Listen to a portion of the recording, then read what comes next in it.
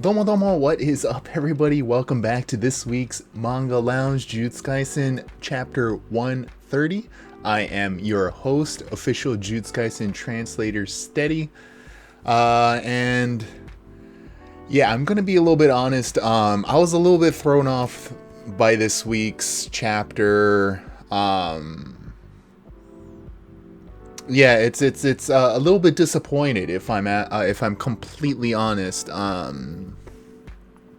But yeah, I'll talk about the little things that I'm kind of maybe going to nitpick a little bit throughout the chapter. I think the gains, so to speak, the moments of kind of like whoa versus the moments of things lost, is a little bit unfortunate this chapter, if I'm completely honest. Maybe that's just me though. I've had some time to kind of look over this chapter a few times, and I come to the same conclusion now, just kind of like I don't know about this one. And dare I say that, you know, and it's the first time in a while that I've felt like oh no, you can't, but like, you know, with Nobara and Nanami and things like that. But this time it was a little bit weird. It was a different feeling. But anyways, yeah, let's get into it. Before that, I just want to say thank you, of course, always, for spreading that positive juju, with a like and a comment and all that good stuff. And my question for the week for you guys is, we've had a couple of months for the anime to kind of you know, sizzle a little bit and get settled in. But I want to ask you guys, when you think of the JUJUTSU Kaisen anime and the music, do you think about the opening Kai Kai Kitan, or do you think about the ending Lost in Paradise? I personally think about Lost in Paradise immediately. Nothing against Kai Kai Kitan. But I think Kai Kai Kitan is kind of, you know, like it's for lack of a better word, kind of a little bit more typical. You know, kind of when you hear anime song, it's kind of like a little bit more along the vein of Kai Kai Kitan. You know, that, you know, when you've heard one, you've heard them all, kind of. I hate to say that, but it's true, right? With Lost in Paradise, they obviously, Ali did an amazing job, something really new, and you know, I haven't looked forward to an ending song this much in a long time, and I'm not just saying that because of my allegiance to JUJUTSU Kaisen or anything, you know. But anyways, yeah, let's get into it. JUJUTSU Kaisen Chapter 130, a little bit of an early one this week. All right, let's do this. Incoming.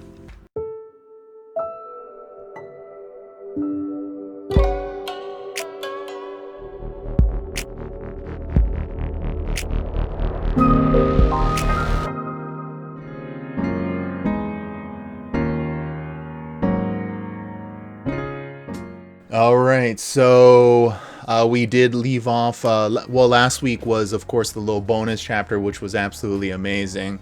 But I do, the bonus chapter now has a little bit more meaning to it now, especially with the idea of the 1 week kind of, not break or whatever, and seeing chapter 130.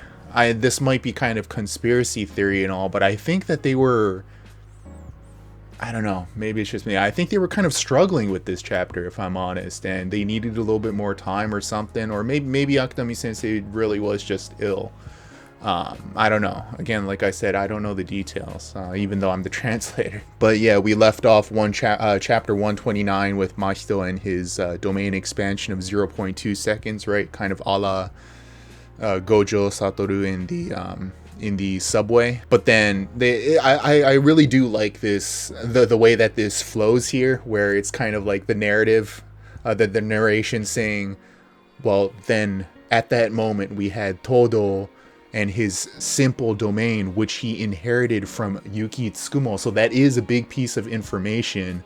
You know, it was kind of assumed that perhaps Todo and Tsukumo had this kind of master-student kind of relationship, but we were never sure because, you know, Tsukumo approached Geto as well, and it's not like they had some sort of relationship like that, right? But And perhaps, you know, we kind of knew that Tsukumo certainly influenced Todo, but what the extent wasn't too sure. So it seems like they do have quite an extensive relationship. And for a character as mysterious as Tsukumo, this is definitely a big kind of plot point here, you know. So Todo is not just an amazing character, he also has this relationship to one of the more mysterious characters in the series. But he uses simple domain, which apparently anyone can use now. And the fact that he inherited it from Yuki Tsukumo is a big deal, because remember there was that one chapter where Mekamaru had used it against Mahito, and there was that whole explanation about how, you know, in the height of Jutsu sorcery, there was so-and-so who, sorry, I forget what the name was, but who developed this technique called the simple domain, and it was meant to be kind of passed down within his own family or kind of his pupils and things like that, and spreading it outside was strictly prohibited. But that's the thing, and that's the intrigue, is that Tsukumo somehow knows how to do it, right? Because it's part of the simple domain is supposed to be part of the new shadow style, right? Which Miwa is part of. So it makes sense that she knows it, but Ui somehow knows it. Mekamaru knows it only because he was spying on Miwa. Tsukumo somehow knows it, so she has some sort of connection with new shadow style as well. And now Todo knows it. The one that Zenin Naobito used in Dagon's domain expansion was something else, right? But it was explained as something very similar to simple domain, but it was emotion of the falling blossom, right? It's something very, very similar, but it wasn't simple domain, so we have to kind of keep that in mind. But anyways, I like how they kind of work back, but they say, but faster than that was Yuji, who was already running towards Mahito to try to prevent him from activating his idol transfiguration, right? Because the whole idea behind domain expansion is that you bring this innate domain into reality, but you have to construct it, then you have to activate your curse technique. That's why the next panel where it says, but the fastest was Mahito, who had already activated his curse technique, which is kind of like, oh, and as in the next panel it says, the realization of an innate domain plus the activation of a curse technique, normally a two-step process. Mahito, who has kind of evolved into this next level, was able to manage this, a sublimely fast maneuver managed by Mahito, who was awakened through Black Flash. So you know, that's it was very cool. The narration here was very cool for sure. I'll definitely admit that. And we also have to kind of keep in mind that Mahito, based on his experience against Mekamaru, knows of simple domain now too, and can perhaps do simple domain now as well. Just the same way that he was able to kind of copy Black Flash, right? Perhaps he's able to use simple domain. How that'll come into play or not, we don't know. But then, you know, then we see Mahito inside, you know, confronting Sukuna here. And this is where it starts to kind of be like, huh? For me, you know, because Sukuna made it clear last time, the next time he sees Mahito, you're done for. And then this is why it kind of, and I don't know if this is supposed to be just kind of like imagery or not, but I don't understand how they couldn't follow through on that promise. And that's the first thing about this chapter that I'm a little bit disappointed about, is that all of a sudden it lowers Sukuna's stock, so to speak, right? Because he made this threat, a very serious threat early on in the series, saying, next time I see you, Mahito, that's the last time I'm seeing you, you know, kind of deal. And then here they are face to face, and then nothing. just you know, Mahito kind of mentioning to Sukuna here, surely you've got a little understanding with Itadori, kind of alluding to the fact that Sukuna has this kind of backup plan with Itadori, kind of has this deal with him, right? We have to remember that they did form a binding vow. So that's what he's referring to. So that's why Mahito is saying, but he'll be dead before you can switch. Again, I don't know if this is imagery or if he's actually within, has made contact with Sukuna here. But either way, it's kind of a bizarre scene here, seeing Mahito face to face with Sukuna and not being dead. Unless Sukuna has some sort of new plan or new vision for what he needs out of Mahito. That's the only thing that I can think of. But it's just kind of strange, But anyways, then this is where it starts getting kind of really weird, right?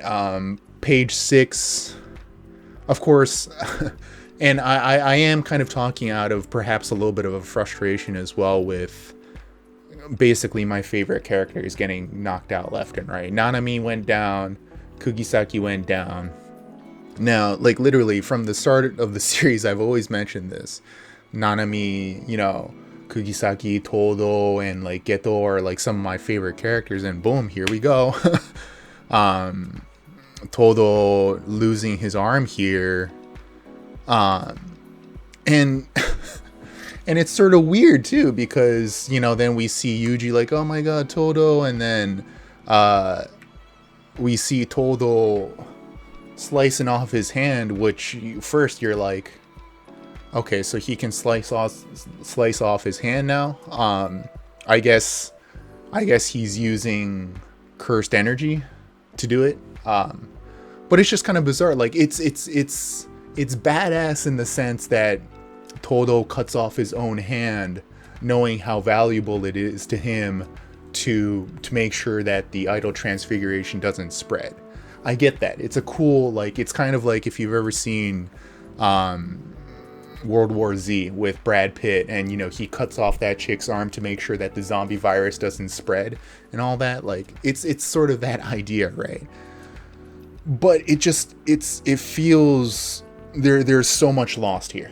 There's just so much lost here. That's the thing, because then I get it. In the next panel, then the thing is like, oh, he can't clap anymore, but then he claps Mahito's hand instead, and it's like a oh kind of moment. But once that oh moment is done, then you're like, oh wait, yeah, that was awesome, but now one of the most amazing characters in the series has lost so much, right?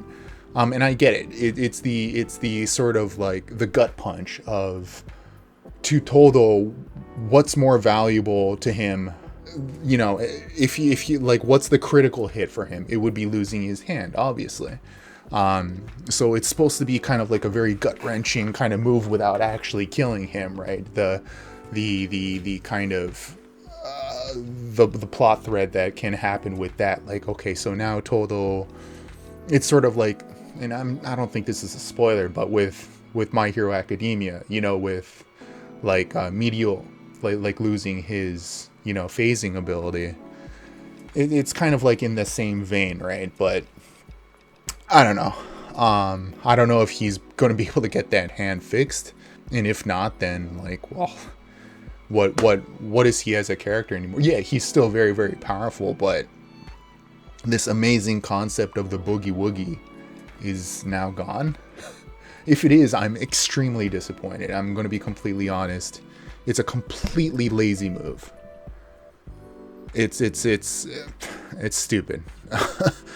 But anyways, then we have Mahito coming in with the Black Flash again. But this is where I want to kind of say the middle panel here feels sort of added after the fact. You know what I mean? Like it's almost like it's explaining a loophole. And this is why I'm saying that last week's like kind of bonus chapter and the week before that is starting to kind of write a little bit of a narrative here, that perhaps Akutami Sensei is starting to lose a little bit of the balance in terms of like the complexity and stuff, and starting to kind of getting caught up in their own rules and things like that, because they, and they apologized a couple weeks ago or last week or whatever it was, saying like, hey, I'm sorry about the loophole about Mahito not being able to exclude Yuji from the domain expansion, considering he did just that with Nanami.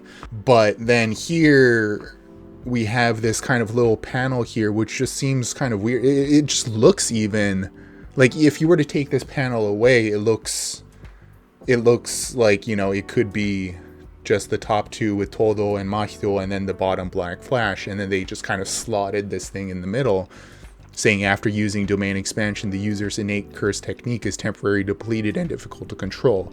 And that's why Mahito realized this back when he fled at Satozakura High.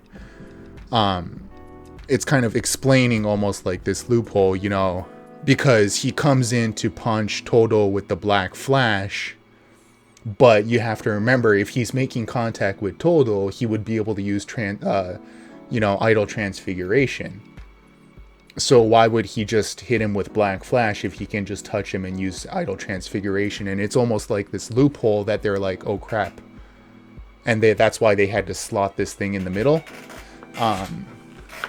I don't know, it just seems that way anyways, but it's kind of weird. But anyways, then I get it then, you know, Todo, he's badass, you know, it's like he was able to just kind of guess that Mahito was going to come in for the Black Flash to the gut and to minimize the damage. So yeah, Todo's badass and stuff, he's losing a hand and he's still able to kind of have this composure to be able to protect against this Black Flash. But then immediately after, says my technique is back and he can't clap his hands. Time to end him with idle transfiguration. So this is only what? So you're not able to use your curse technique for 2 seconds or something? Is that what it is? You know, the whole idea, the whole point of domain expansion is supposed to be that, like, once you use it, unless you're someone like Gojo, using curse technique is supposed to be very, very difficult, right? But maybe Mahito is kind of so, like, he got good that he's able to use the curse technique right away. It's just odd. It's an odd flow.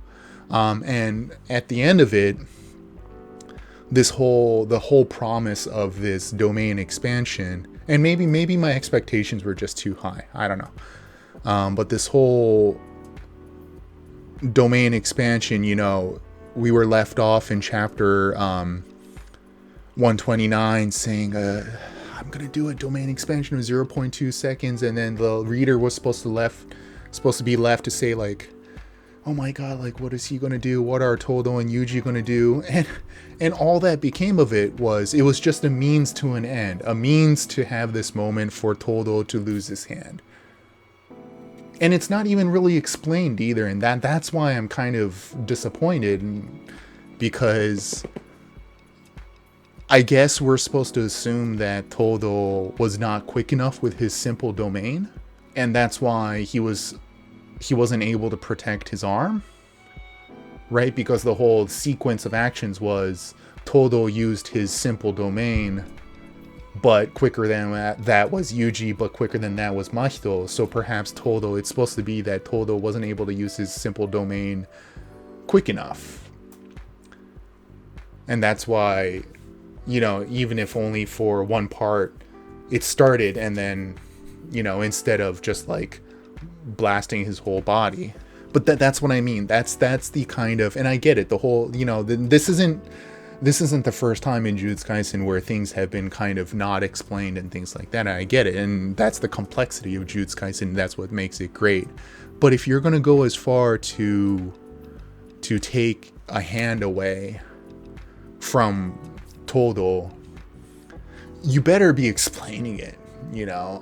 And that I think that's why I'm just kind of like, just doesn't work. But anyways, it doesn't matter what I think. That's how it is. But then we finally see Todo's necklace here, and then, you know, the necklace opens up, you know, and then we see Yuji and we see Takada-chan in there, and it's kind of like, oh my god, that's what the necklace was all about, right? And I'm sorry if I'm kind of like breezing through this, you know. I'm sure as readers for the first time, it's like, oh, what the, you know. But me, I've seen it so many times already that I'm just kind of like, okay, I get it. You know. But But then Mahito is thrown off by this fact. Why would he care?